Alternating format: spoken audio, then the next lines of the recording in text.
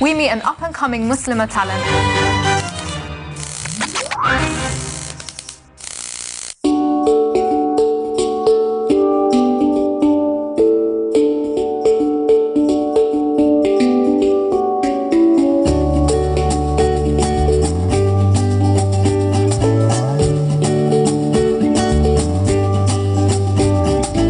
Well, I'm from London. A few years ago I graduated from the University of Westminster, where I studied Arabic as well as international relations, and as part of my studies there I spent some time in Egypt, in the city of Alexandria, and it was really during that time which kind of inspired me to do a lot of the work that I'm doing at the moment, especially the writing. I started writing my first book out there, looking at Egypt through the eyes of a foreigner.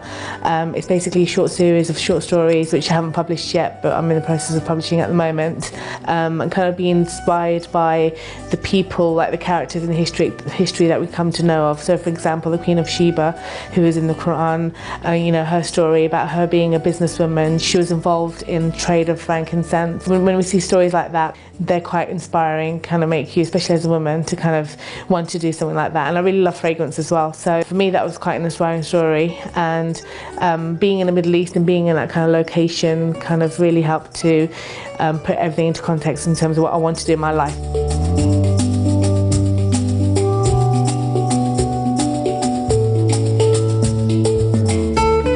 So I came home and started blending, you know, playing with lots of different oils.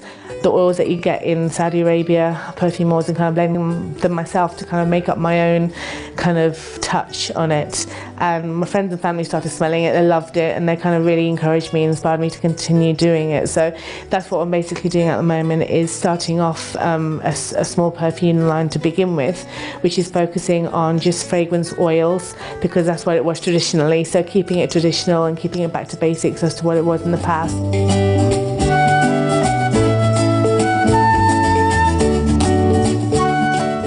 I do a lot of reading. I like to read about figures in Islamic history, for instance, like Khadija, the wife of Prophet Muhammad ﷺ. She was a businesswoman, and very powerful businesswoman. She was very well known.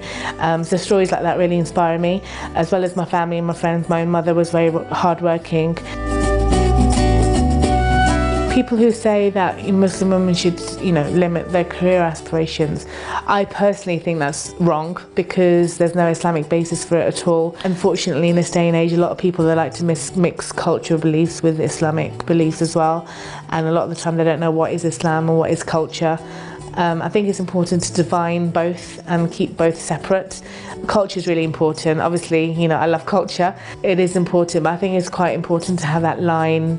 In fact, Islam actually promotes women's, you know, ability to do business, ability to earn her own living.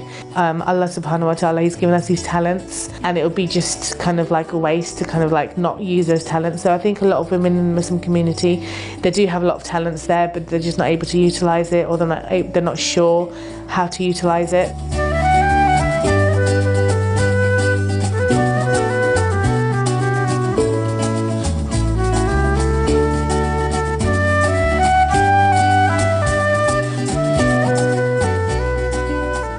So this morning I started making my own fragrance soap, using some of the fragrance oils that I've mixed myself and making them into soaps. So what I plan to do is to obviously give these for people to sample, and to get some opinions from previous customers of mine who purchased from me in the past, and to get their opinions about what they think about this actual product, because it's quite new.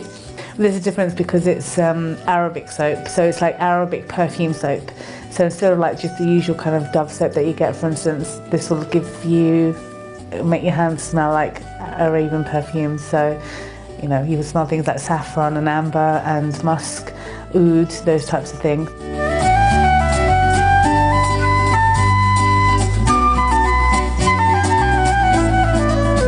Being in the UK, I think it's important to kind of look around and kind of take advantage of the opportunities around us. You know, I think it is important as a Muslim to kind of look at what the state of Muslim women is in Islam, and just look at the kind of like examples that we've got. And I think as a teenager, I mean, it is important at that age as well, especially, to kind of like nurture the talents that they have, you know, explore the kind of things that they're interested in.